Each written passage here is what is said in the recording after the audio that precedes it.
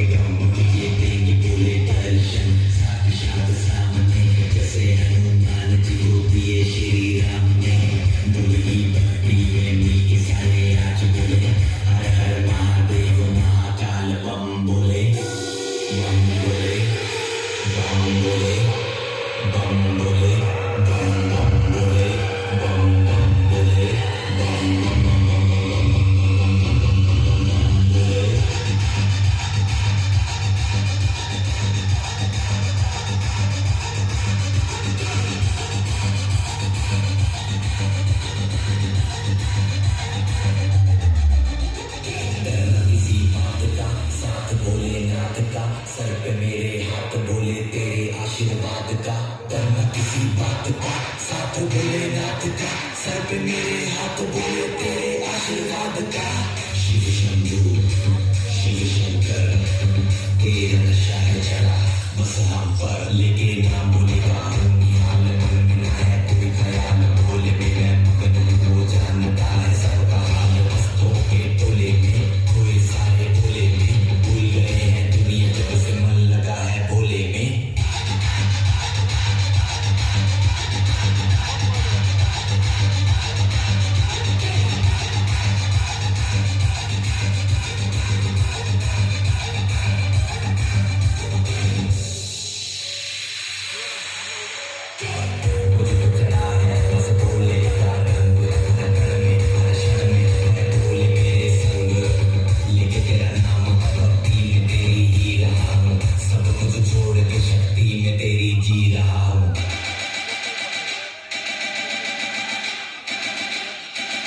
बम बम बम बोले बोले